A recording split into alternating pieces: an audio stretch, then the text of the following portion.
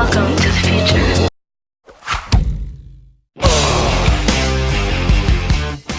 Hey guys, it's Mike Garrick bringing you more Warrior 5, the top 5% of people willing to think, eat, and move with a purpose. So what is this top 5% that I'm talking about? It's not so much of being the top 5% actually. What it is, it's a way of thinking. You see, only 5% of the people are actually willing to do the work. And that's what we're talking about. Being the top 5% of people are willing to do the work. So that's what we're going to be talking about today. We're going to be talking about cooking or food preparation. And ultimately, I know that brings a lot of pain to most people. When they think about cooking, they think, that sucks. But let me have you consider this. When you start eating out, one day turns into 2 days turns into 3 days, and pretty soon you're eating out the whole week. And if you want to be in control of your health and your composition and your fitness, you can't be doing that. Doesn't mean that you can't eat out here and there. It just means that you can't control the food or the types of food that's going into your mouth. You need to learn how to cook and prepare foods to do that. So today I'm going to show you some of the essentials. We're not going to go through all of the cooking methods per se. I'm going to do individual videos on that, but we're going to go through some of the top essential things that you need to prepare food and cook. So number one, most people, they don't even know where to start. Well, let me have you consider this. You can get online, go on Amazon, and you can look up some of the top books on cooking, on recipes, all the different types of recipes. And you can order 5 of them, have them sent right to your door. Go through, flip through, get some ideas, actually go through and try them. You're going to have to screw up. You're going to have to throw away a lot of food in order to make some good recipes. But once you have those recipes, you have them for life. Let me show you just one. This is called The World's Healthiest Foods by George Monteljon. It's a nice light read, but I'll tell you what, this is by far the best book on healthy nutrition, breaks everything down. It'll give you a ton of ideas. My point being is, you have all the information out there, you just have to start consuming it and then actually start applying it. That is what we're talking about. It's not the knowing, it's the doing. So let's move on to some of the essentials. Number one, the blender. Now this is a Vitamix. This is a very expensive blender, but it's a workhorse. This thing I've had for almost 7 years now, using multiple times a day. It's phenomenal. But you don't need something like this. You can use the NutriBullet. You can use one of those hand blenders. You can use a regular Osterizer. You can go to the DI and pick one up for $5. The big thing is that when you use a blender, this thing is fast. Right? When you need something now, I can make 2 shakes, a pre-workout and a post-workout, in under 5 minutes. That includes cleanup. That's quick, that's easy, that's doable. Now let's go to cooking. Stove. We're just talking about the stove. We're talking about stove top. We're talking about quick broil.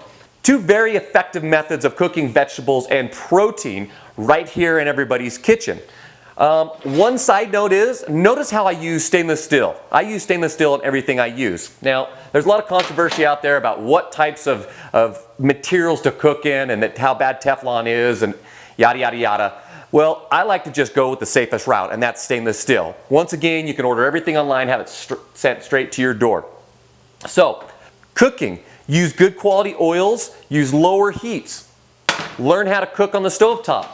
Quick broil, like we said before, you can do multiple pans at once. Multiple pans at once. You can do a lot of protein and a lot of vegetables at the same time. So if you've got a big family, this is the way to go. Once you learn how to quick broil, you're not going to want to do anything else. It's very healthy, it's very quick, it's very easy. The microwave, right above your stove, the microwave. You can use a microwave for reheating. Obviously, the biggest thing is don't use plastics in there. Make sure that your food is separated with some type of glass. That's the best way to go, because if you cook in plastic or foam, that stuff's going to migrate into your food. So just make sure you're using glass if you're using a microwave. But you can do a lot of really quick, fast cooking in your microwave. Now, let's move on to one of the other ones. A steamer. These little steamers are cheap. In fact, this one's all nasty, dirty. Somebody gave this one to me, somebody from the fire department. And you can usually get these for 10, 15, 20 bucks, but you can do all kinds of things in this. And what's cool about this, you can set it and forget it. So when you're talking about multitasking, doing other things, especially if you're a stay-at-home mom, this is where it's at. So get you a steamer. You can do rice, you can do protein, you can do vegetables in here.